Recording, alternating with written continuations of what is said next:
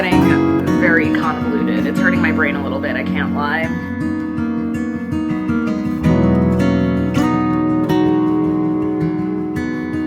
You know that episode of Friends where everyone finds out that Chandler and Monica are hooking up, but they don't know that the friends know that they know that the friends know? It's giving that.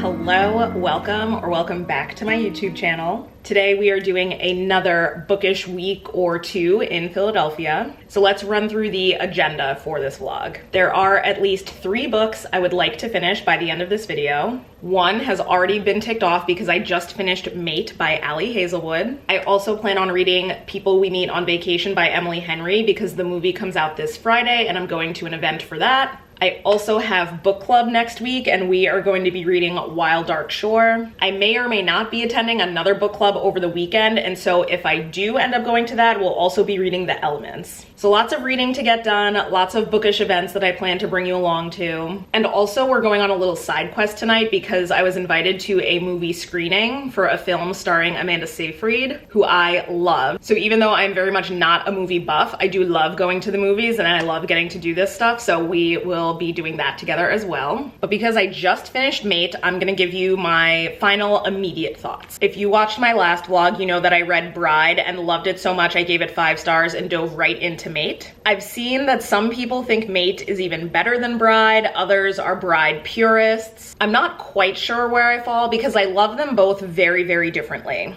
I think I love that Bride introduced me to this like werewolf vampire romance sort of world. And I also love it because it's one of the first Ali Hazelwood books that was an immediate slam dunk for me, besides Two Can Play. But I read that at the very end of 2023, so it has been a while since I've enjoyed an Ali book the way I enjoyed Bride. The things that I love about Mate are that I absolutely love our female main character and our male main character. I feel like they're very true to themselves sort of people who have a very strong set of values that they do not deter from, even when presented with various challenges. There's a lot of conflict brewing between this specific pack of werewolves and this other rebel group and a group of vampires, which is fine. We had a little bit of that in Bride as well, but it gets really convoluted in this book in a way that was kind of unnecessary, in my opinion. The crux of this story is that Serena and Lo are mates, which means they are destined to just be obsessed with each other and fall in love. However, there's a lot of extenuating circumstances that make that very difficult for them to actually be in a relationship, so they kind of commit early on to just not doing that. So you have plenty of reason in the first 50% of the book why these two people shouldn't be together.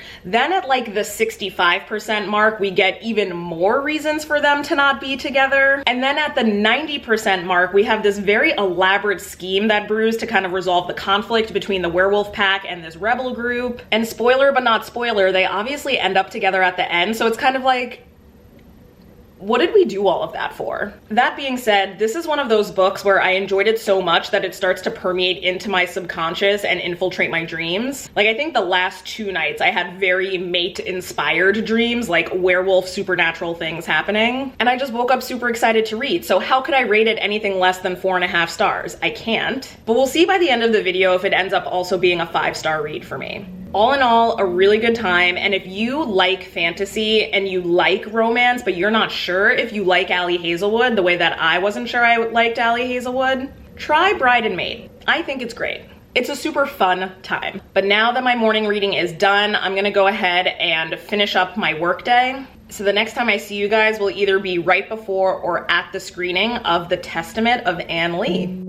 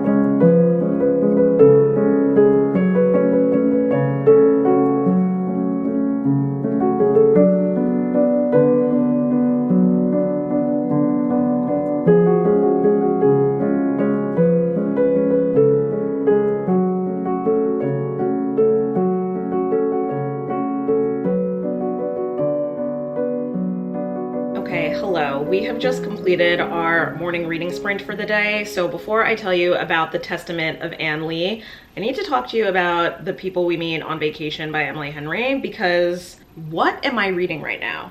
These two people need to be together. They are perfect for each other, both in the present timeline and the past timeline.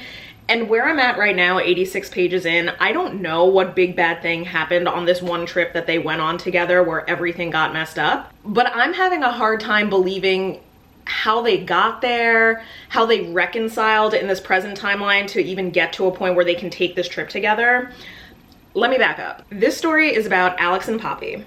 They have been friends since college. They have been friends the entire time, but it's one of those friendships where everyone around them is like, when are you gonna get married? They have this thing where they go on trips together, and the narrative jumps back and forth between their college days and the present timeline. Where I'm at in the story, in the present timeline, Poppy is a travel blogger. She travels for work, and she often will take trips with Alex, both as part of their friendship, but also as it became part of her career. However, 2 years ago, they had a big falling out on a trip. They haven't seen each other. They haven't really talked. And she's going on this work trip, and she thinks to herself, I feel like this could be an opportunity for me and Alex to fix this thing that's going on between us. We'll kick it old school. We won't take the luxury approach. We'll take the roughing it approach like we did in college. It'll fix everything. So they connect over text. They're texting back and forth a little bit. She's like, hey, do you want to take our summer trip? And he's like, yeah. And so now they're taking this like throwback trip where they kind of fall into their old habits like they did when they were younger. And it's all going great. I love their personalities. I love the way that they interact with each other. But right now where I'm at, I'm struggling to understand how this could have gone wrong in the first place. And it's making me frustrated out of lack of information,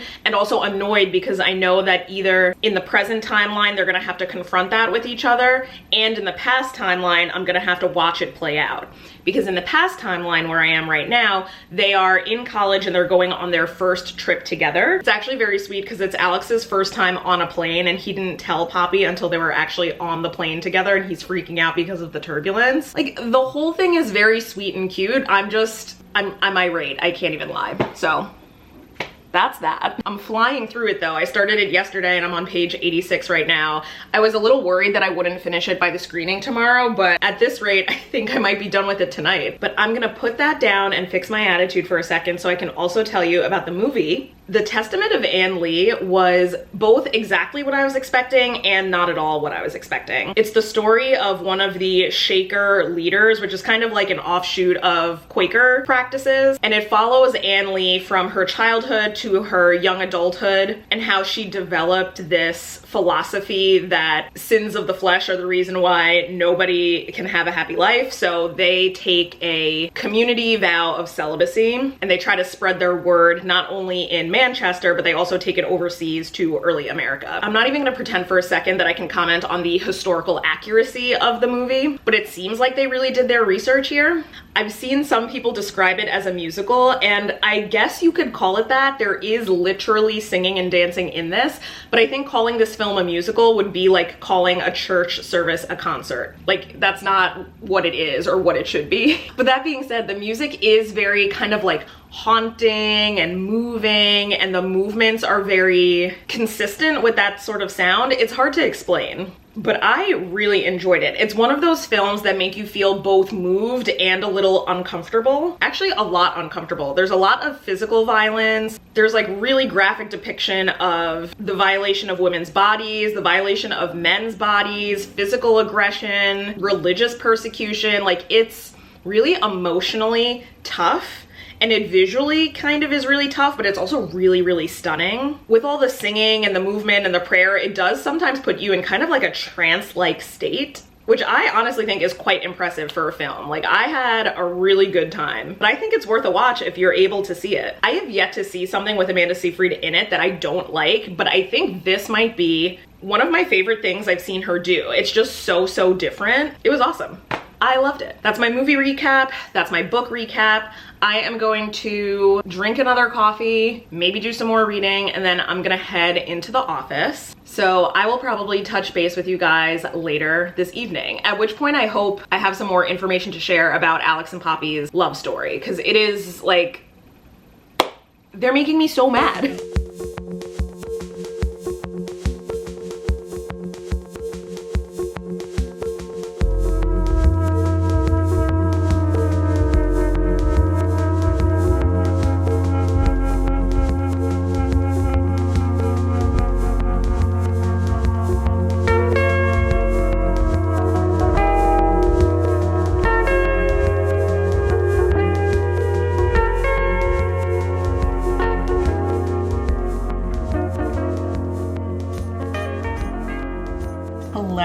the next day, I wanted to give an update on people we meet on vacation. I've been switching back and forth between the physical copy and the audio, and so now I'm on chapter 30, so I'm definitely gonna finish this book before the movie this evening. Some of my emotional distress from yesterday has subsided, but my love for the characters and their story persists. They are just so dang funny together. Like, I feel like a third person just like hanging out with them. I'm giggling with them. I'm in on their inside jokes. They are just so charming individually and as a couple. Like, I am enamored with them. In the present timeline, they have finally acted on their romantic impulses, but now I have some context that this is not the first time that something like this has happened between them. However, I still don't know the big bad thing that happened on their last big trip together. What we have gotten some interesting context on is that at least maybe 3 or 4 years ago from the present timeline, both Alex and Poppy were in pretty serious relationships and took their big summer trip as a foursome. And obviously Alex was a little nervous about this because Alex is a nervous person in general, but it all actually starts to go pretty well. Everyone's getting along. Poppy is finally connecting with Alex's girlfriend. They're all hanging out like a true group of friends. But then Poppy goes through something pretty serious and Alex is the one to comfort her. And in that process, something from his past is also unearthed that then Poppy needs to comfort him through as well. And it's just such a beautiful portrayal of their relationship, both as friends and as something more. And it is just such a good romance. I am in full swoon mode over these two people who are not real. They feel very real to me. I'm going to see them brought to life on a big screen, and it is very parasocial. I realize that, but it is just such excellent romance writing, and I just had to share that. I'm having a great time. So I'm going to finish up my workday and then we will get ready to go watch People We Meet on Vacation. I'm not quite sure when I'm going to finish, so I don't know when I'll give my final updates on the book. Hopefully I'll have time to before the movie, but if not, we'll do a full movie and book recap once it's all said and done with. So let's get our Friday going.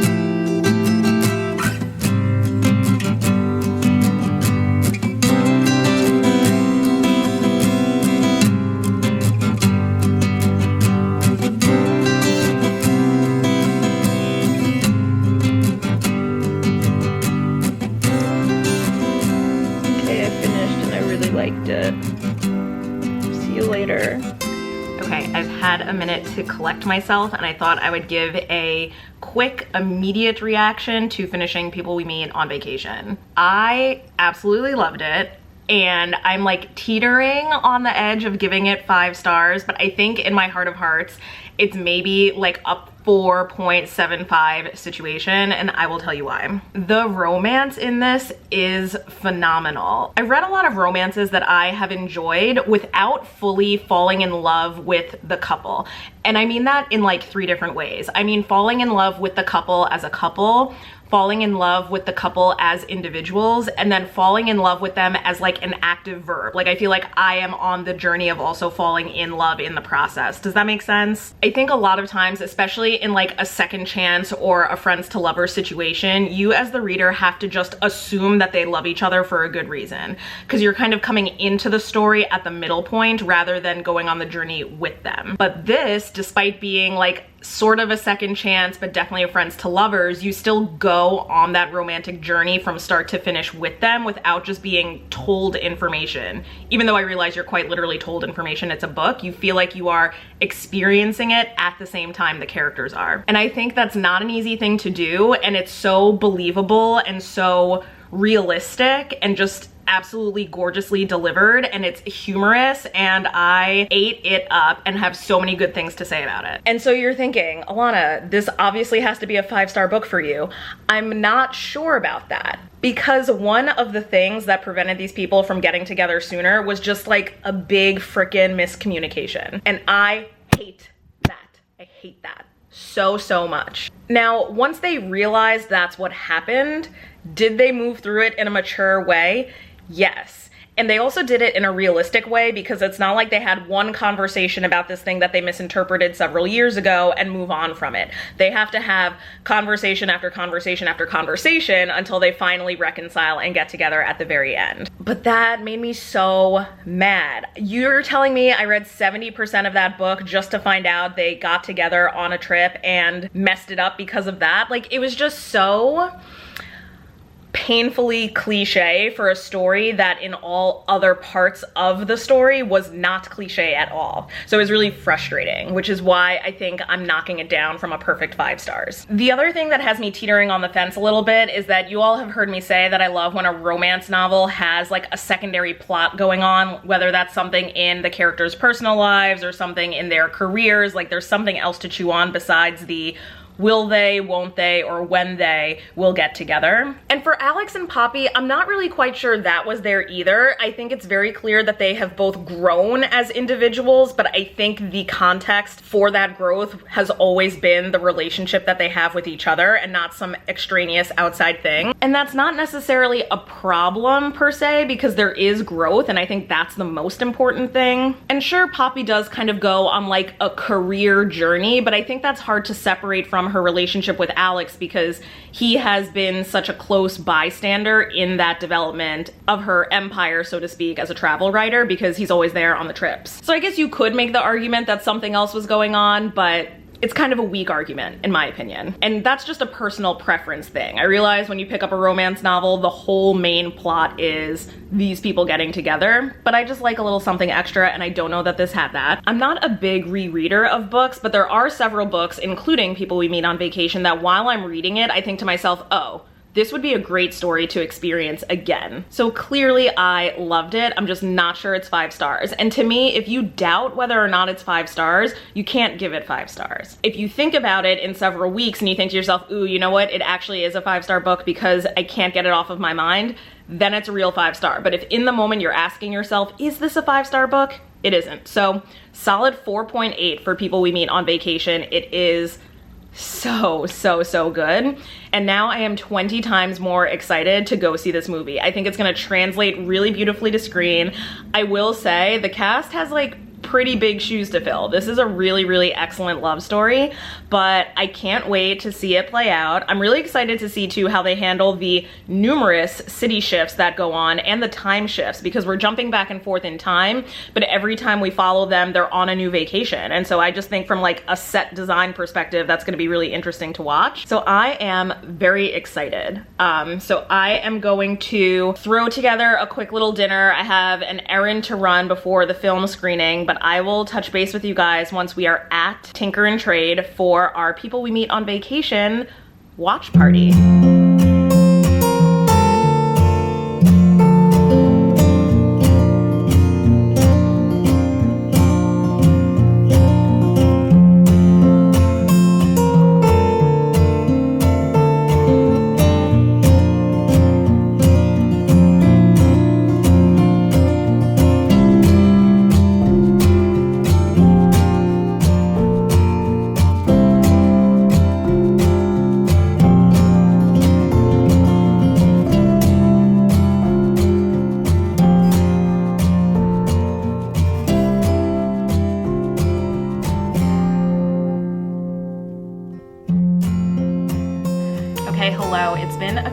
Since we touched base, so I wanted to give my final thoughts on the People We Meet on Vacation movie. I want to do a quick little book haul, and I want to show you some goodies that were sent to me by the Ketcham Inn Foundation. We'll start with that because I'm gonna make a cup of tea, and one of the goodies that they sent me is this gorgeous gold foil tree mug. If you guys watched my last vlog, you know that I went to New York for New Year's so that I could attend their fundraising event, but I wasn't able to go because my dog was sick. So they sent me some goodies, including this beautiful mug, because they know that I am up at 5 a.m. every day making a coffee and talking about books. I also got this lovely little tote bag full of some more goodies, including the 2026 party glasses. It's always so impressive every single year how they manage to turn the year into glasses. I was actually watching a video on social media, so I don't know how true it is, but apparently the person who is behind the year glasses is also the person who designed like the crazy straw glasses where you can drink from them and googly eye glasses. So so novelty glasses is like his area of expertise, and I just love that. But moving on, I also got a gift card to use at the Book Barn, which is one of my favorite places to buy books. So I can't wait to use that once the weather warms up. And I also got this very cozy crew neck that has the Ketcham Inn logo on it. It's in my favorite color,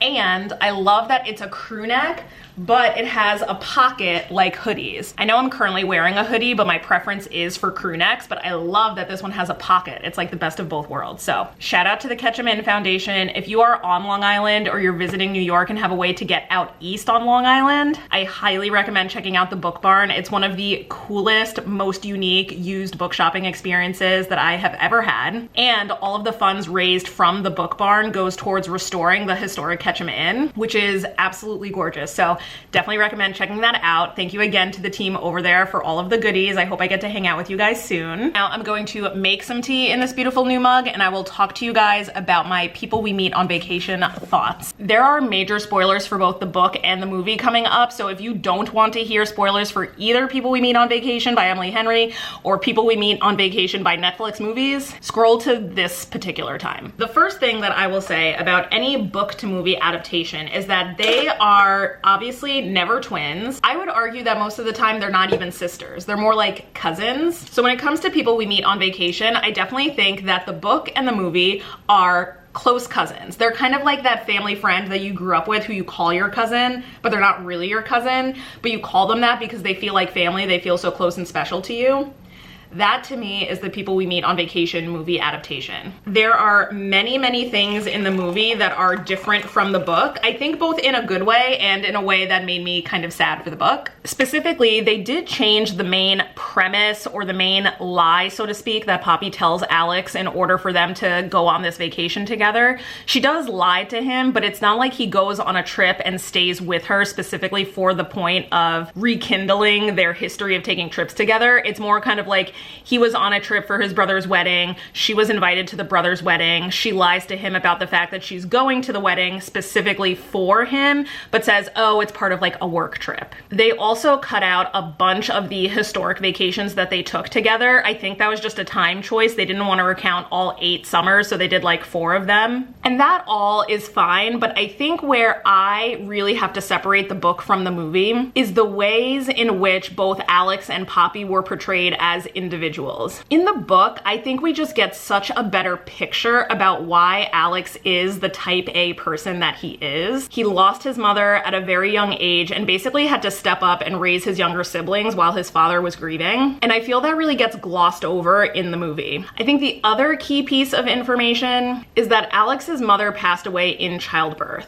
So when Poppy has her pregnancy scare, that's especially salient for Alex because to him, pregnancy and childbirth is a thing that feels very unsafe for the people that he loves. And that got completely lost in the film as well. One of the other major pieces that I wish they didn't change in the movie is the way that Poppy always felt like an outsider in her own family and why her connection with Alex then made her feel so whole. She has 2 brothers who are always kind of paired up together. They have 2 huskies and the huskies are always together. She's got 2 parents who are super in love with each other, so they're always together. And Poppy always feels like this loose piece that doesn't quite fit. And then she met Alex and she felt like she had a place where she fit. And I feel like that didn't translate in the movie. Now, granted, the movie gave them kind of other reasons why their romance works really well that make perfect sense, but I was just so tied to the one that was portrayed in the book. So for that reason, I have to mentally separate them as 2 separate works. Otherwise, I'm just gonna be disappointed in the movie, and that's not really fair because I think it's actually an excellent rom-com. It's a film that I could see myself watching over and over again. In fact, when I got back from the watch party at the bookstore, I put it on again as I was falling asleep because I just wanted to bask in that cozy, fun, loving energy.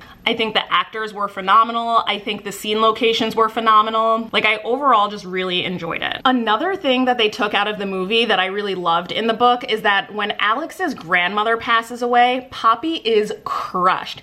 And she's not just crushed because that is a person who really helped Alex in his childhood with the loss of his mother, but she's also crushed because in the progression of her friendship with Alex, Poppy also developed a relationship with Alex's grandmother. So she kind of lost a person of importance to her as well. Completely lost that in the movie. My final gripe is that in the book, Poppy's childhood bully from middle school runs into her on the subway platform, and Poppy tries to play it cool as if she's like not been secretly loathing this man for years and years and years. But he finally apologizes to her, and she has this moment of realizing that people can grow and change and she doesn't need to hold on to this anger.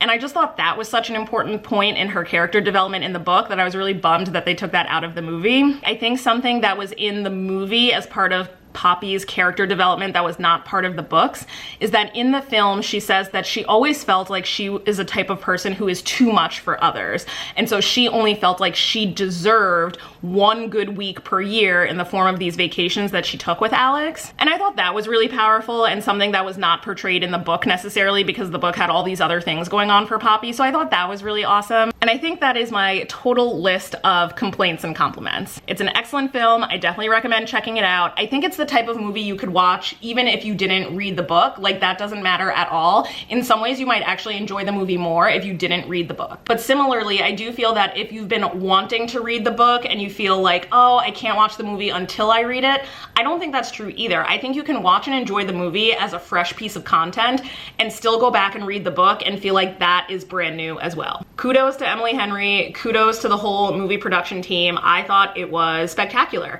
and I am so excited that Funny Story is getting adapted, because prior to People We Meet on Vacation, Funny Story was my #1 Emily Henry book, so I'm stoked that that is coming to a screen at some point in the future. Last, I'm gonna do a quick little book haul, and then we are gonna get back to actually reading. Because I was watching the People We Meet on Vacation movie at Philly's first romance bookstore, I obviously picked up some romance books. I got a physical copy of Mate by Ali Hazelwood. I was bummed they didn't have Bride, but I decided to pick this up anyway while I was there. I also picked up a new-ish release. It's called Bound to the Beasts by Ari Wright. I guess I'm in my shifter romance era. I saw this promoted on the Broken Spine Instagram account several months ago. It's a why choose shifter arranged marriage romance situation. It's got like every trope in the book, but so far the people who've read it have loved it, so I'm excited to check it out. And while we're here, I will also show you a piece of book mail from Avon Books. I didn't buy this book at the bookstore, obviously, but Avon sent it to me. I'm very excited to have Faded Skates by Victoria Shade. If you watched my summer reading vlogs, I read a veterinary romance by Victoria Shade that was just so lighthearted, easy breezy. I ate it up. So I was very excited that she decided to write a Olympic sports romance. This is about two figure skaters. Sorry, not two figure skaters, a figure skater and a speed skater who are Olympic athletes and obviously end up falling in love. So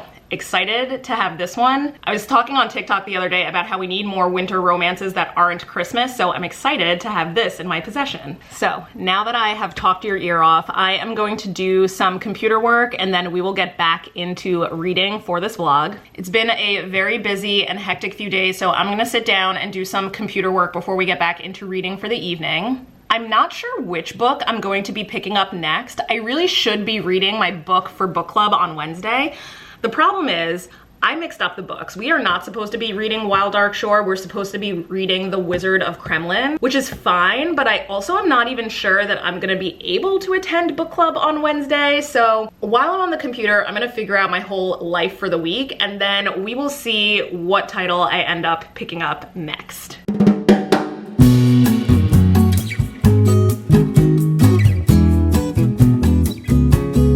Hello, you guys. I have been the worst vlogger in the last few days because things have been very chaotic. It's the middle of the week now. I am working from home today, and then I have book club tonight. I just did some computer work for a couple hours. Now I'm getting ready for the second half of the day. So I thought we could do a reading catch up and a life catch up. From a reading perspective, I was mistaken that the next book for this book club was Wild Dark Shore by Claire McConaughey. Apparently we're reading that for February. And our book for January is The Wizard of the Kremlin by Giuliano Di Napoli. I'm probably not saying the name correctly. I'll put it up on the screen. And I am very much not enjoying this book right now. I started it a couple days ago so that I could be prepared for our meeting tonight. And while it's a really intriguing story, I don't think it's what I really want to be reading right now in our current timeline. This is a story that's inspired by the author's experience being an advisor to an Italian politician. But in this novel, our main character is actually receiving the story of this person who used to be a producer in Russia and ends up through like proximity to power becoming a key political orchestrator who helps Putin rise to power. And so there's a lot of interesting commentary on how easy it is to blur the truth between reality and fiction, about how power ultimately corrupts, about what even proximity to power can do to a person who is seemingly benign at the start. And I honestly think if I just wasn't so stressed right now by larger factors as well as things individually in my life, this would be a really compelling and intriguing read. Okay, that's a little better, I guess.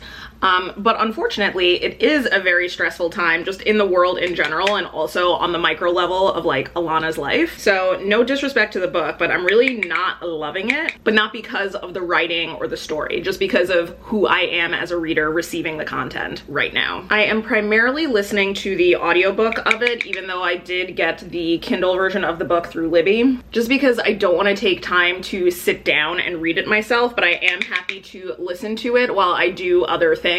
What are some of those other things, you may ask? I have actually been apartment hunting for the last week, and this was not a move that I was planning on doing, so it was a little stressful trying to think about what I'm looking for in my next place because I honestly didn't really want to leave my current place, but due to a variety of unfortunate circumstances, I do have to leave. And at this point, I'm not even upset about it, to be honest, especially now that it is officially over, which is very exciting. I think I vlogged a little bit of this last night, but I was going back and forth with a bunch of different people about places I was really interested in. And because the rental market is so wild just in general, but especially now during slow season when the inventory is really low, things change really, really quickly. So I came home from work yesterday evening thinking I was gonna sign for one particular place. I spent several hours not being able to sign because of some technological issues. So then I ended up working with a different person to set up tours because it didn't look like that first place was gonna pan out. And then by 10 p.m. last night when I got into bed, I finally had a place to live starting February 1st. So it is very exciting to have all of that taken care of, and it was great time to do some audiobook listening because I was having a lot of screen time outside of my work hours and a lot of commute time just going around the city whenever I had a free moment. But now that that is all done, I feel like in some ways I have my life fully back, and in other ways that could not be more wrong because now I have to pack and move in literally 2 weeks. That being said, I did highly consider just not reading this book and not going to book club, thinking I should probably use the time to organize my current apartment so I can do like a final set of like photos and videos with the space all beautiful and fully furnished before I start packing it up. But then I ultimately decided that The Wizard of the Kremlin is a pretty short book, so it wouldn't really take me that much time to finish it. Like I'll probably finish it today, even though I started it like Monday night and didn't touch it at all yesterday in the whole chaos of my day. Plus, the book club meeting is at a local wine bar that I really love, and now that I'm going to be moving out of this neighborhood, I feel like I need to start doing like a goodbye tour of sorts of all of my favorite places. I have been living in this neighborhood since 2018, and I've gotten used to my spots and my places and my habits, and very quickly I'm going to have to leave them behind and set up some new ones. So to honor the past a little bit, I think I need to go to book club, go to this wine bar, because in the next few weeks I don't know when I'll get a chance to go to it again. And I'm not making a super dramatic move. I'm still staying in Philadelphia, but I am changing neighborhoods. So even though I don't love The Wizard of the Kremlin, I am gonna use tonight to just chat with the ladies who also love books, hang out at a wine bar, get a celebratory drink now that this apartment saga is over, and just enjoy a casual little Wednesday night. So that does mean that the rest of this vlog is going to be very bookish in Philadelphia inspired, because we're gonna keep reading books, obviously, but we'll also probably hit some of my favorite places that have previously been featured in the vlogs, but are going to be more sentimental this time because it's my last time as a neighborhood like resident. So hopefully that will be enjoyable to watch. It'll be fun for me to look back on, so we're definitely gonna do that. But I'm gonna go ahead and finish up my work day, listen to this book, and I'll probably see you guys again when it's time for book club.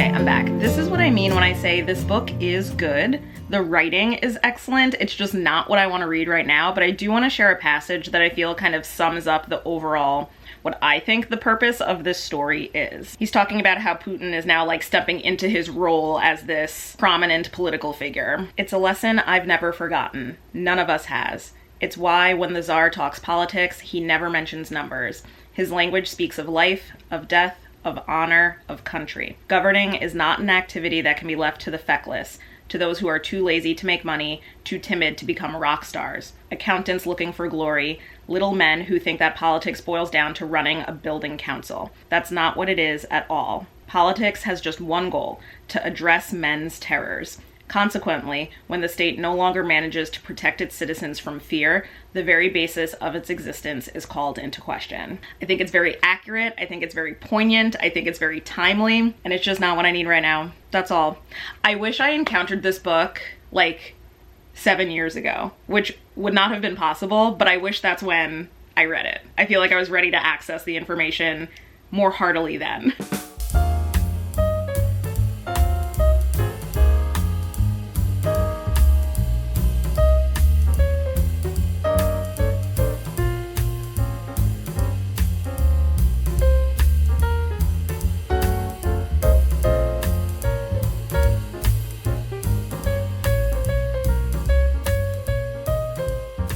Okay, hello, we are back from book club. I wanted to give a little reading update and recap of the evening. As I mentioned, our book for this meeting was The Wizard of the Kremlin by Juliana de Empoli, and I ended up only getting halfway through this book. I'm not sure if I'm going to finish it. I'm kind of on the fence on whether or not I'm going to DNF it. I would say the group was kind of split 50-50. I think we all appreciate that it is a well-written and intriguing book, but whether or not this was the right time for us to be encountering it was kind of up for debate. I think there's certainly benefit to be thinking critically about the parallels that we see in this novel versus what we see in current times. But it's also kind of like, do I need to be reading the news on my Kindle as well? I will say that I appreciate the dark humor of the writing style here. I just think we didn't meet at the right time, and that's okay. Right book, wrong time situation. But one of my favorite places in Old City is Calandrino's Wine Bar, which is where we often meet. So I wanted to show some goodies that I purchased since I'm kind of like on my goodbye tour. The first thing I picked up is this souvenir t-shirt, which I think is gonna be an amazing sleeve shirt. This is the back. The front has the little wine barrel on it, and it is a comfort color shirt, which is incredible. And then because I don't think I'm gonna be doing like a big grocery shop between now and when I move, so I wanna have some like pantry staples, some easy meals, so I don't end up just like ordering a bunch of food for the next 2 weeks. So I got their pomodoro sauce, which the shop owner's son was telling me this is the base that they often use when they do their pasta making class. So it's a good base if you're making like a vodka sauce, if you wanna cook it down further for a tomato sauce, but like on its own, you probably shouldn't pour it over pasta, but a really good base. So I'm excited to have this. I'll probably do like a little blush sauce to go over. My favorite type of noodle is like what I can only describe as rigatoni on steroids, like these big tubular noodles. These ones are pacheri, but I've seen them go by other names at other places. But I think this is gonna be a lovely, easy, cozy dinner one night in the coming weeks. But that's all I have for you this evening. I'm gonna go take off my makeup. I don't know if I'm gonna read a little bit before bed. I do feel a little too energized currently to fall asleep right away. So either I'll dive back into The Wizard of Kremlin, or maybe I'll pick a new book. I'm not sure. I'm kind of in the mood to read like a little light fantasy of sorts, but I don't have any titles on the horizon right now for that. So I'll probably just browse through my Kindle library and see if anything jumps out at me. And if I pick up something new, I'll be sure to tell you guys. But for now, this is good night.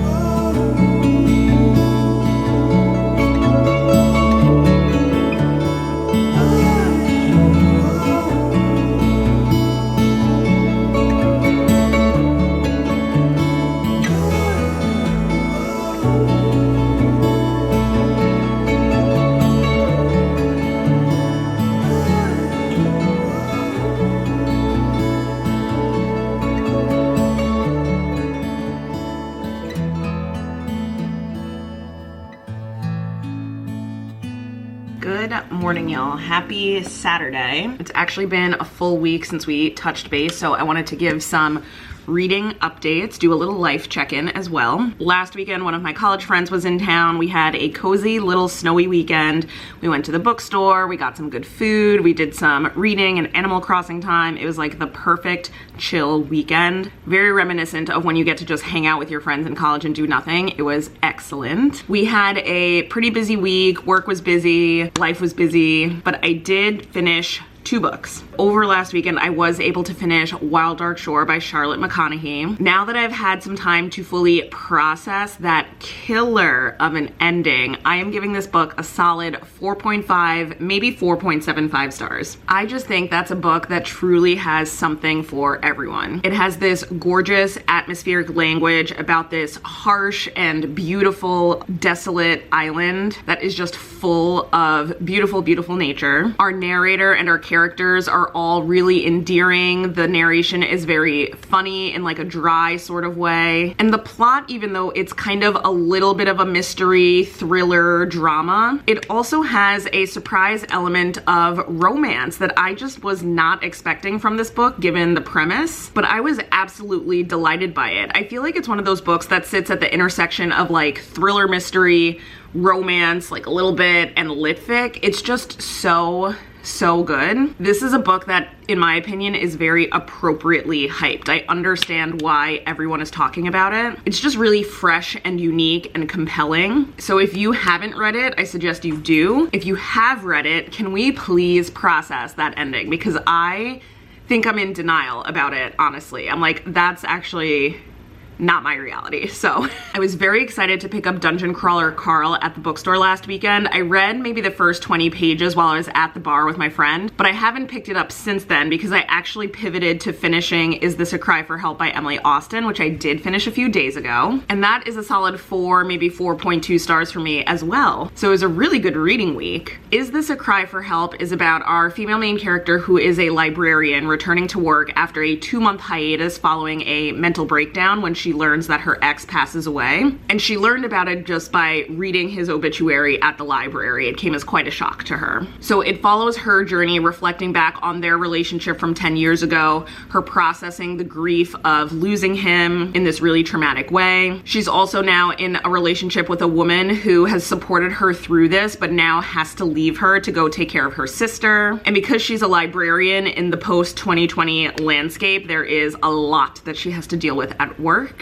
This is very much a character-driven story. There's not like a main central plot besides those elements I just described. But I love a character-driven work. I thought that this was very witty and charming. All of the characters are really endearing, including the random side characters who like work at the library or live in the community. I think it makes a lot of beautiful statements about what it means to be in relationship with a romantic partner, what it means to be in relationship with friends, what it means to have a relationship with yourself contextualized in those relationships with others. It's a very reflective piece, and I think it's something that you can definitely see yourself in if you're a person who grew up socialized as a woman. Obviously, lots of critiques on misogyny, anti-intellectualism, and does this in a way without being too preachy about it. I would say most instances where this comes up in the dialogue feel quite natural, with maybe the exception of 1 or 2 scenes. But it had me thinking, it had me giggling, it had me tearing up a little bit. It was wonderful. I definitely want to read more works by Emily Austen. I've heard really good things about interesting facts about space, so I think that will be the next book that I read by her. But now it's a new weekend, and I have a different set of college friends in town. So last night we went to emo night, which is one of our favorite things to do together, so that was a lot of fun. This morning we had planned to walk around Chinatown, but it is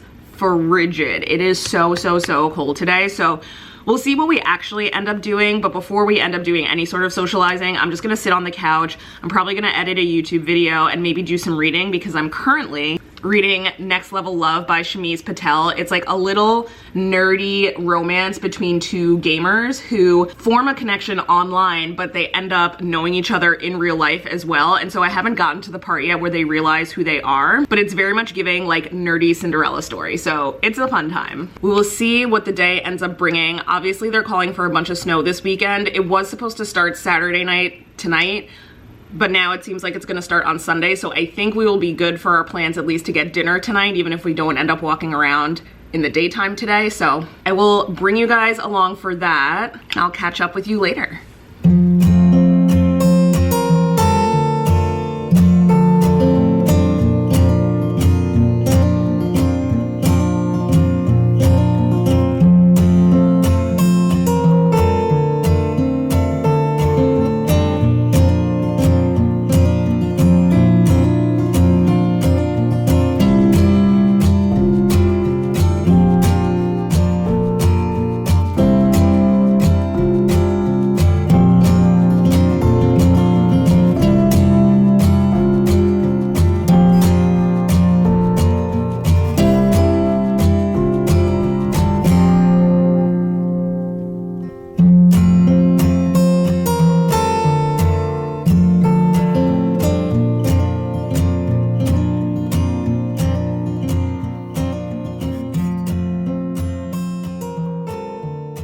Okay, hello. We are at the end of the weekend. It's Monday morning now, and I just wanted to give a quick reading update on Next Level Love before I end the vlog. I am currently about halfway through this URL to IRL little workplace rom-com. It is very cute and sweet. It is the lighthearted read that I needed during this snowy, tumultuous weekend. Since I will be spending most of this week packing up the apartment to move, I am not going to finish this book in this vlog, as I'm probably going to chip away at it bit by bit this week, but I will be filming the packing and moving process, during which I plan on doing a lot of audiobook listening. That's kind of how I get through most of my life admin tasks. But specifically when I move, I tend to do a lot of back-to-back thrillers. So if that is also your reading jam, definitely tune into my next video. Thank you so much for watching this one, and I will see you guys next time.